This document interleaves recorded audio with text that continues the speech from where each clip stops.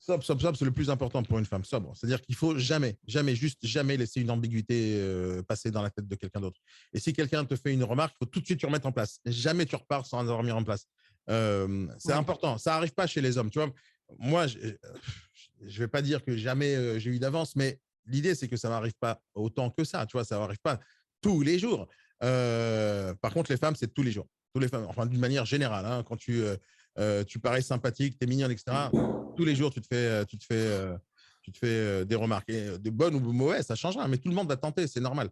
Et donc, l'idée, c'est de ne pas laisser d'ambiguïté, de ne pas laisser du tout d'ambiguïté quand tu es dans le business, hein, dans la vie de tous les jours, c'est ce que tu veux, mais dans le business, zéro ambiguïté. Et quand tu te lèves le matin, c'est important de réfléchir business. Quand tu sors de chez toi, je te jure, moi, quand je vais à la boulangerie maintenant, je m'habille bien, alors que c'est juste en bas de chez moi. Tu vois, je suis obligé de m'habiller bien parce que je ne sais plus maintenant. C'est-à-dire, en fait, je me suis rendu compte, c'est cette dernière année que tout ce que je fais en termes de communication marche. Et donc, à un moment donné, j'ai de plus en plus de personnes qui me connaissent, etc. Et d'un côté, ça me fait peur parce que la dernière fois, je me suis fait arrêter dans un feu rouge et je n'étais pas bien habillé en scooter, tu vois. Et le mec, ah, t'es le mec de TikTok. Et je lui dis, ouais, super cool, allez, à plus. Et je me casse parce que je voulais pas qu'il rentre dans le détail de comment je suis fringué au moment où il me voit dans la rue.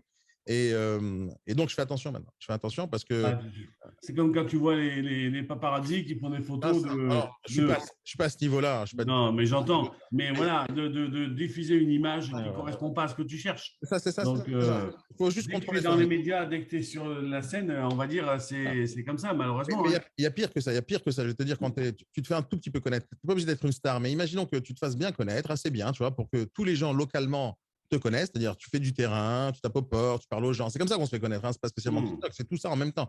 C'est des rendez-vous non-stop, etc. Plus tu vas avancer, plus les gens vont te reconnaître. D'accord. Donc, au départ, tu vas prospecter, tu tapes aux portes, etc. Et un de ces jours, après un certain temps, je sais pas moi, 6 mois, 1 an, 2 ans, que tu fais ça tous les jours, à un moment donné, tu croises quelqu'un que tu as démarché hier dans son appartement, tu le croises dans la boulangerie. À un moment donné, tu vas le croiser à la banque, à un moment donné, tu vas le croiser à la gym, à un moment donné, tu vas le croiser parce que tu travailles localement en tant qu'agent immobilier. Et Ah donc, oui. l'idée, c'est qu'à partir du moment où tu sors de chez toi, tu es agent immobilier. À partir du moment où tu rentres chez toi, tu n'es plus agent immobilier. Mais pendant tout ce laps de temps, peu importe la durée que tu es à l'extérieur, tu es professionnel. Tu es professionnel non-stop et tu t'habilles non-stop comme il le faut, comme tu irais travailler. Parce que le business, ce qui est magique dans le business, c'est que tu ne sais jamais d'où il vient. Tu ne sais jamais d'où il vient. Il peut être à la boulangerie. Hier, j'étais à la salle de gym. Écoute bien. Hier, à la salle de gym, je m'entraîne comme ça et je vois une nana qui est vénère, tu vois, elle est vénère, elle est en train de lever des trucs, elle dit, oh putain, je suis fatigué, il fait trop chaud, etc. Et je vois qu'elle est stressée, je fais, mais qu'est-ce qui se passe, etc. Oh, tu sais, nani, nana, je vois qu'elle est stressée, en plus je me lève tôt demain, elle me raconte ça à sa vie. Et d'un coup, je lui dis, bon, qu'est-ce que vous faites comme boulot? Elle me dit, je suis infirmière, je suis aide-soignante, etc. Ouais, on n'est pas très reconnu dans ce métier. Et d'un coup, je parle de mon métier à combien moi aussi, il y a toujours des gens qui vont te dire merci, mais dès qu'ils réussissent, ils t'envoient chier, et dès qu'ils perdent, ils t'accusent. Enfin, toujours, il y a de l'ingratitude dans tous les métiers. Et je lui parle de ça, comme ça, on parle, on discute comme ça 3 minutes. Et à un moment donné, hey, vous faites quoi dans la vie? Moi, je dis, je fais ci, je fais ça, agent immobilier, coach en développement commercial. Ah ouais, immobilier, cool, c'est intéressant, etc. Vous avez Instagram? Je dis, oui, j'ai Instagram. Et elle s'abonne sur Instagram. Ah, c'est cool, je vais en parler à toutes mes amies parce que tout le monde veut investir dans l'immobilier. Et voilà. Et donc, elle s'abonne à mon compte. Je ne sais pas ce qui va se passer aujourd'hui ou demain, c'est passé hier soir. J'en sais rien. Mais ce qui est certain, c'est que tu ne sais pas d'où vient le business. Il suffit Ah, juste c'est d'être clair. C'est un peu clair. On a tous. sociable. Tu vois, moi, je suis sociable. C'est-à-dire, je peux parler avec n'importe qui, à n'importe quel moment, sur n'importe quel sujet. Il suffit que l'autre ait envie de parler, tu vois. Et j'accoste les gens, peu importe. À chaque fois, je cherche l'opportunité pour ouvrir la discussion parce que je ne sais pas d'où va venir le business. Tu ne sais pas, les gens.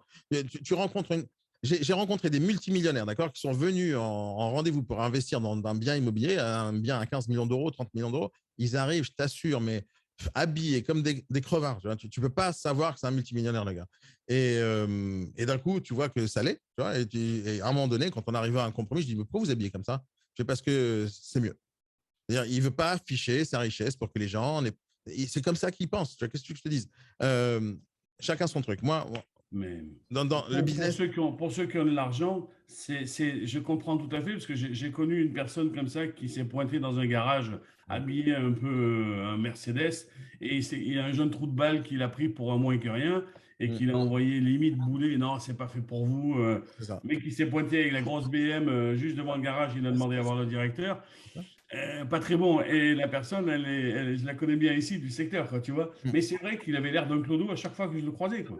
Parce que c'est une image. Alors, c'est où il a choisi de faire cette image pour certaines raisons, tu vois.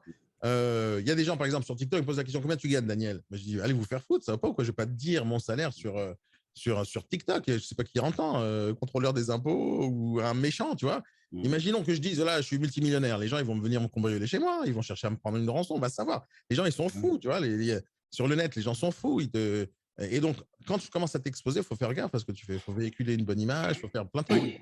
Alors, on n'est pas parfait là-dedans. Des fois, il y a des hauts, des bas. Tu as une sale coupe le matin, etc. Il y a plein de trucs qui peuvent arriver. Mais il faut essayer, tu vois. Il faut tendre vers une bonne image de soi déjà, en interne, parce que c'est à l'intérieur que tu as une image de toi. Et c'est ce que tu as à l'intérieur que tu montres à l'extérieur. C'est-à-dire, tu sais, en plus, c'est ça une grosse différence entre les hommes et les femmes. Tu me corriges si je me trompe, Mélène, hein, mais tu vois, les hommes, quand ils s'habillent le matin, en tout cas, c'est mon cas à moi, tu vois, j'ai toujours les mêmes fringues. C'est toujours t-shirt noir, chemise noire, pantalon noir, toujours le même truc. Parce que je déteste me prendre la tête là-dessus. Moi, c'est 5 minutes pour m'habiller. Je prends ce qui passe dans l'armoire et je mets. Et comme c'est toujours la même chose, je ne peux pas me tromper. C'est toujours noir, toujours truc, tu vois. Et tu vois, j'ai pas assez de. Il fallait faire la vaisselle, la lessive hier. Voilà. Mais l'idée, c'est d'être toujours noir pour être facile. Les femmes, d'après ce que j'ai vu dans toute ma vie, hein, c'est qu'elles s'habillent avec leurs émotions.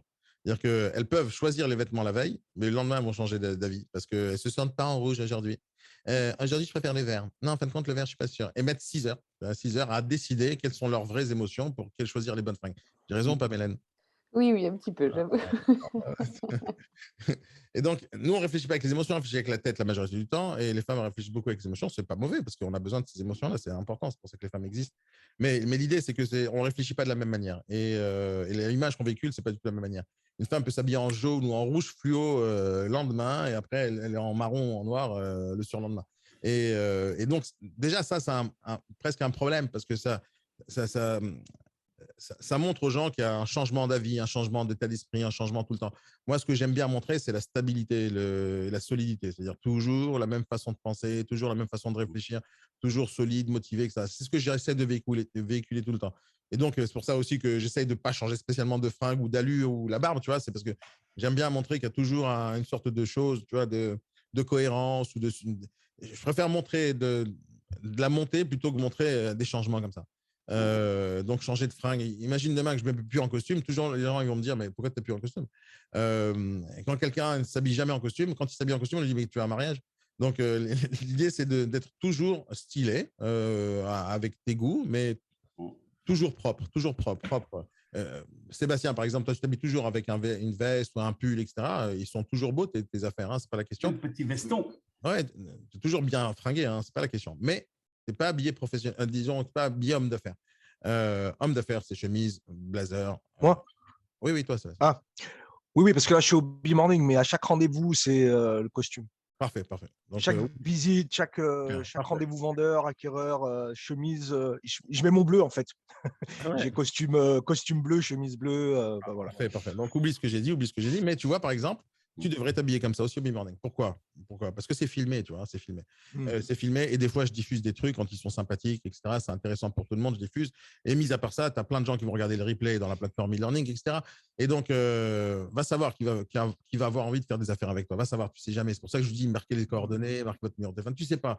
Donc, vaut mieux toujours paraître professionnel, même quand tu poses une question. Vaut mieux que la question elle soit bien posée, solide, avec une bonne réponse, avec des bons échanges. Parce que ce truc-là, il est pertinent, ça peut être intéressant pour plein de monde, et les gens ils pourraient dire ah, il est intéressant ce gars-là, il pose des bonnes questions, ça vaut le coup de faire affaire avec lui. Voilà, l'idée c'est pas avoir peur de la caméra ou pas avoir peur d'être diffusé, c'est l'idée c'est qu'est-ce que tu diffuses quand tu le diffuses. Est-ce qu'on diffuse des choses où j'assume ma tête ou tu n'assumes pas ma tête? J'assume moi personnellement tout ce que je dis, j'assume tout, c'est pour ça que je diffuse et j'oublie une fois que je diffuse, j'assume tout. C'est-à-dire peu importe quand est-ce que tu vas voir mes vidéos. Et tu vas me dire, hey, Daniel, il y a 10 ans, tu as dit ça. Ouais, mais c'était il y a 10 ans. Et maintenant, je dis autre chose. Mais voilà, j'ai pas peur, vu qu'au moment où je le dis la chose, je l'assume. C'est-à-dire, si je le pense, c'est ce que je dis. Si je le dis, c'est que je le pense. Et donc, j'ai pas peur, tu vois. Et y compris les fringues.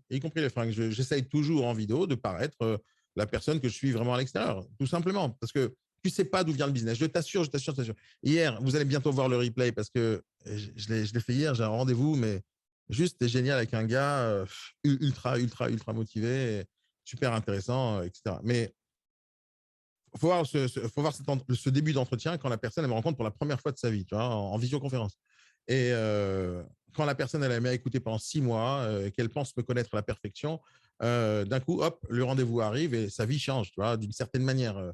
Parce que Et ce truc-là, c'est que la personne ne peut pas prendre un rendez-vous avec moi en m'écoutant pendant 6 mois, si pendant 6 mois, je n'ai pas été cohérent, ou je n'avais pas une certaine ligne de conduite, ou je n'avais pas un certain style. Tu vois, si quelqu'un m'écoute pendant 6 mois, c'est qu'il n'y a pas autant de changements que ça, tu sais, ni dans le discours, ni dans les choses que je dis, ni dans les contradictions que je pourrais avoir, etc.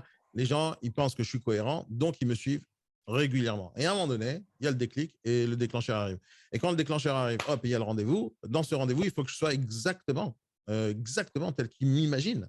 C'est-à-dire que je dois être exactement tel qu'il m'a vu en vidéo ou en TikTok ou peu importe. Tel qu'il m'a vu, il faut que l'image que j'ai véhiculée soit la vraie image quand je vais être en rendez-vous avec lui.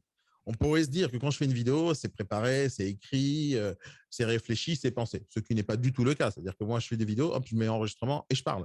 J'ai quasiment aucune note devant moi, aucun écrit. Et donc, les gens, quand ils me reçoivent un rendez-vous ou je les reçois un rendez-vous, il faut que je sois pareil, juste pareil. Pareil en vidéo, pareil en podcast, pareil partout. Et pour être pareil, il faut que tu sois juste toi. Donc, moi, je ne mens pas ni sur ma personnalité, ni sur mes sentiments, ni sur mes émotions, ni sur rien. C'est-à-dire, quand je ne suis pas bien, je ne suis pas bien. Quand je suis bien, je suis bien. Quand je suis énervé, je suis énervé. Quand je suis content, je suis content. Et je n'essaie pas de cacher ça. Parce que quand tu caches ça, les gens s'en rendent compte. Et quand tu caches ça, tu n'es plus authentique. Quand tu caches ça, les gens ils pensent que tu as une idée derrière la tête, etc. etc. Moi, j'essaie de montrer… il y a une méthode que j'ai appris il y a 20 ans dans le monde informatique. Tu vois, c'est une méthode qui s'appelle WYSIWYG. C'est des initiales. W, H, Y, etc. C'est des initiales. WYSIWYG.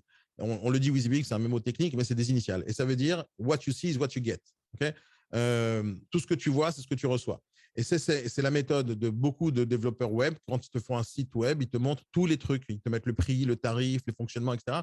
Pour que quand tu arrives chez eux, tu les appelles, tu sais exactement ce que tu prends. Et c'est pour ça que la méthode sur Internet, quand tu crées des sites ou des services en ligne payants, tu donnes une version gratuite et un essai gratuit pour que les gens, quand ils l'utilisent, ils savent exactement pourquoi ils vont payer et pas ils se font avoir, ils regrettent après. Donc, cette méthode WYSIWYG qui était à la base sur le principe du développement web et des sites Internet et des applications, je l'ai appliqué dans ma vie. Je l'ai juste appliqué dans ma vie, ce principe-là. Et ce principe-là de dire, voilà, what you see is what you get. Ce que tu vois de moi, c'est ça. Mes tarifs, c'est ça. Ce que je fais, c'est ça. Je suis comme ça, je parle comme ça, j'existe comme ça, je suis habillé comme ça. C'est ma gueule, avec barbe, sans barbe, c'est moi. Tu fais ce que tu veux maintenant. Et donc, l'idée, c'est ça, WYSIWYG, what you see is what you get. Et cette façon de vivre qui est la mienne maintenant, depuis des années, depuis que j'ai commencé à faire le web, c'était il y a 20 ans, j'ai jamais changé. J'ai juste jamais changé de ce point de vue-là. C'est-à-dire que j'ai changé personnellement, tu vois, dans ma vie personnelle, mais le principe de montrer à l'extérieur ce qui se passe à l'intérieur de mon cœur, de ma tête, de mon truc, c'est un principe chez moi. C'est ma façon de communiquer, montrer à l'extérieur ce qui se passe à l'intérieur. Et je ne peux pas mentir sur ça. Je ne peux pas mentir. Je mens, les gens s'en rendent compte. Et moi, je ne veux pas qu'ils s'en rendent compte que je mens. C'est pour ça que je ne mens pas. Il y a un principe, un proverbe qui dit pour être un bon menteur, il faut avoir une très bonne mémoire. Et elle n'est pas assez forte, ma mémoire, pour ça. Donc, tu ne peux pas te rappeler des mensonges que tu as dit la veille. Donc, j'en dis pas. J'en dis pas. J'essaye pas d'arnaquer ou de truander ou de dire quoi que ce soit de truc pour me contredire demain. Donc, je dis ce que je pense, point à la ligne. Et si je dis ce que je pense, je me réveille à 4 h du matin, je te dirai toujours ce que je pense. Et même s'il va penser à changer, mais je serai toujours le même. Et ce principe-là, quand on parle d'accoutrement ou de style, etc., c'est ça, c'est une sorte de cohérence que tu vas avoir tout au long de ta vie. Tu vas t'habiller comme ça tout le temps, tu penses comme ça tout le temps, tu réfléchis comme ça tout le temps, et les gens te comprennent. C'est ça l'USP, tu montres les choses que tu as envie que les gens te voient. Et tu le montres bien, et tu l'améliores. C'est-à-dire, si tu es quelqu'un de motivé, ben, exagère un petit peu le trait en l'affichant en vidéo pour que les gens comprennent cette valeur. Rappelez-vous ce que je vous avais parlé dans la communication, les valeurs de Nike, les valeurs de Mercedes. Ces valeurs-là, elles sont exagérées dans le temps. C'est-à-dire, quand tu vois Nike. C'est juste un t-shirt où il y a marqué Nike. C'est juste un t-shirt où il y a marqué Nike. Mais les valeurs qu'il y a derrière, c'est tu te dépasses, surmonter les peurs, aller plus loin, etc. Donc, ces valeurs-là, quand tu t'habilles, tu as l'impression que tu prends les mêmes valeurs. Mais Nike, eux, ils ont juste créé un t-shirt. Hein. Ils ont juste créé un t-shirt. Et quand ils font leur pub pour te véhiculer cette image, qu'est-ce qu'ils font? Ils vont appeler Usain Bolt, ils vont lui dire, mets un t-shirt Nike ou mets mes chaussures Nike. Et donc, quand il met ces fringues-là, ça reflète la marque. Mais c'est exagéré. C'est exagéré. Pourquoi c'est exagéré? Parce que Usain Bolt, il n'a rien à foutre de Nike. Lui, il veut des sponsors qui vont lui donner des fringues gratuits. Il s'en fout de Nike en vrai. Ou de Adidas ou n'importe quoi. Il veut juste du fric. Donc, il lui paye 1 million d'euros pour mettre un t-shirt, il va le mettre. Mais ça ne veut pas dire qu'il a les valeurs de Nike. Ça ne veut pas dire ça du tout. Il est les valeurs de Nike, mais il n'est pas Nike. Parce que c'est grâce à lui que ça véhicule les valeurs. Mais il n'en a rien à foutre, lui. Et lui, il est comme il est. Et donc, les marques, quand elles utilisent ce genre de truc, c'est pour exagérer les valeurs. Tu vois, Usain Bolt, il fait comme ça, achète du Nike aussi. Tu vois, Mike Tyson, il achète des Adidas, tu fais ça aussi. Et donc, les gens comme nous font des choses comme ça. C'est le principe marketing numéro 1. Les gens comme nous font des choses comme ça. Donc, quand tu vois ta star préférée mettre du Nike, tu achètes du Nike. Point à la ligne. Et c'est exactement ce qui se passe dans toute la vie. Et donc, les valeurs que tu veux véhiculer, il faut des fois un peu les exagérer, un tout petit peu, en prenant des petits extraits de ce que tu as dit une fois. Par exemple, il y a quelques jours, j'ai fait une vidéo, elle a fait 5000 vues en 2 minutes. 2 minutes. Hein. C'est juste, j'avais mis mon téléphone pendant que je parlais à quelqu'un. Et quand j'ai enregistré sur les conversions, je vois un petit passage sympathique. Et ça a duré 10 secondes le passage, 10 secondes.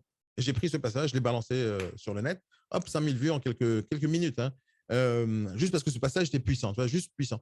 Et en balançant une vidéo de 10 secondes, les gens se font une idée de ce qui tu es. Et je vais donner un vrai exemple encore super puissant. Une fois, j'étais en train de faire, je crois que vous l'avez raconté, mais je ne sais pas à qui je l'ai raconté. Une fois, je faisais une formation dans un de mes QG, de mes agences, et j'avais une trentaine de personnes en formation. Et la formation, c'est sur la négociation. Et j'ai fait 3 équipes, donc divisé 10, 10, 10, 10. Et j'ai fait une sorte de concours avec des jeux, etc., pour voir quelle équipe va gagner. Et pour faire qu'il y ait un enjeu, je leur ai dit, celui qui perd, donc il n'y aura que 2 équipes qui vont perdre et une équipe qui va gagner. Donc, les équipes qui vont perdre, elles vont se retrouver à faire 50 pompes dans la rue, dehors. C'était le deal. Et tout le monde était content de ce deal, au début du jeu, jusqu'au moment où ils perdent. Et dès qu'ils ont perdu, ils disent, ah non, mais attendez, 50 pompes dans la rue, il fait froid, etc. Et donc, ce moment-là, j'ai rien à foutre, le froid, la rue, le sol, l'humiliation, etc. Rien à foutre. On va sortir en faire des pompes. Donc, ils ne voulaient pas faire des pompes. Alors, je lui dis, attendez les gars, vous allez faire des pompes avec moi. Et regarde bien ce qui s'est passé. Je me mets en situation de pompe, donc hop, sur les 2 mains, et personne ne voulait faire des pompes avec moi. Alors, je fais ce geste-là. Donc, je suis sur les 2 mains comme ça, et je fais ce geste-là. Allez, tout le monde en bas, d'accord? Je fais juste ce geste-là. Je lève la main et je la baisse et je me remets en position de pompe, d'accord? Sauf pendant ce petit laps de temps d'1 seconde, il y a quelqu'un qui m'a pris en photo quand je fais ça. D'accord? Et donc, quand je lève la main et quand je suis avec une main. Mais je n'étais pas capable spécialement de faire des pompes à une main, hein, ce n'était pas le cas. J'étais en train de juste faire le geste comme ça, et j'étais en train de faire des pompes et tout le monde était debout. Donc, on me prend en photo comme ça et on le diffuse sur le net. Et cette truc-là a fait fureur à cette époque-là sur Facebook. C'est qu'à le dire, fureur. Ouais, ça me fait fureur. Ouais. Et donc, ils me prennent en photo comme ça, d'accord? Et donc, il y a des gens qui ont laissé des commentaires. Je fais, mais regarde ce gars-là, il fait faire des pompes à ses employés, etc. Enfin, plein de trucs comme ça. Il y en a qui m'ont dit, mais pourquoi il se la pète, il fait des pompes à une main, moi aussi je fais des pompes à une main. Il y a des gens qui m'ont appelé et m'ont dit, je suis désolé, monsieur Nadjar, j'ai envie de travailler chez vous, mais moi j'ai mal au dos, je ne peux pas faire des pompes tous les jours. Est-ce que c'est possible de ne pas en faire? Et j'ai eu 2 tonnes de commentaires comme ça, parce que les gens, ils se pensaient que je faisais des pompes tous les jours. J'ai fait ça une fois. Une fois. Et ils pensaient que je faisais ça tout le temps, je maltraitais les gens. C'était juste un jeu, les gens ne comprenaient pas. Une très bonne idée, Seb, pour nous aussi. Hein. On va faire ça dans la rue, tu vois. Ah ouais, c'est bien. De toute façon, c'est bien la motivation de montrer un esprit d'équipe et faire ce genre de choses. C'est très bien, ça crée des liens. Mais un autre cas qui m'est arrivé quelques jours avant ou quelques jours après, c'était que mon fils, il devait avoir moins de 3 ans, tu vois. Il était sur ma petite table basse dans le salon et il essayait de monter sur la table basse. La table basse, c'est, je sais pas, les 15 cm du sol, d'accord? Il montait sur la table basse et il sautait de la table basse. Donc, il a fait une fois ce saut, d'accord? Il était excité à 3 ans, 4 ans de sauter de la table basse. Moi, je l'ai pris en photo ce jour-là où il saute de la table basse. Il a sauté une fois, d'accord? À l'époque, il y avait une application sur Instagram qui s'appelait Boomerang. Et donc, je crois qu'elle existe encore. C'est-à-dire, je prenais une photo, une petite vidéo, et il la faisait en loop comme ça tout le temps. Donc, mon fils, sur YouTube, sur Facebook, il passait sa journée à sauter. Donc, il faisait comme ça. Il a fait une fois, mais comme ça faisait un loop, la vidéo, il sautait tout le temps. J'ai eu des commentaires, mais tu ne peux pas t'imaginer. Il faut appeler l'assistance sociale, il fait sauter son fils toute la journée, il oblige à faire des trucs d'exercice à 3 ans, etc., etc. Et les gens, ils sont ouf. Tu vois, ils voient une image, ils extrapolent dans l'extrême en pensant que c'est la réalité. Donc, imagine si tu es bien fringué, ils vont extrapoler à l'extrême dans le positif. Imagine si tu n'es mal fringué, ils vont extrapoler vers l'inverse. Et j'ai eu ces cas dans ma vie tout le temps. Tu vois, les gens se font une image de toi en 1 seconde et demie. Donc, à vous de choisir quelle image vous avez envie que les gens se fassent en 1 seconde et demie. C'est un truc connu, c'est que vous connaissez ce principe. There is no impression like the first impression. Désolé pour l'accent, mais il n'y a pas une meilleure impression que la première impression. Et cette première impression, elle dure 3 secondes. Vous avez intérêt à faire gaffe aux 3 premières secondes que vous faites, et y compris quand tu vas serrer la main. Parce que quand tu vas serrer la main, c'est le premier contact physique avec la personne. Et ça dépend comment tu serres la main, ça dépend comment tu souris, ça dépend comment tu dis bonjour. Ça dépend si tu vas vers la personne ou si c'est la personne qui vient vers toi. Il y a tellement de petits détails pour que l'ambiance se mette bien comme il faut en place. Il faut faire vraiment, vraiment gaffe. Voilà, je pense. Aujourd'hui, ce qui est un petit peu compliqué, enfin en tout cas quand on rencontre un client, on ne sait jamais si on doit donner la main, si on doit donner le coude, si on doit checker. C'est pas Moi, évident. c'est évident pour moi. Serrer la main. Hein? Tu serres la main? Ouais, direct.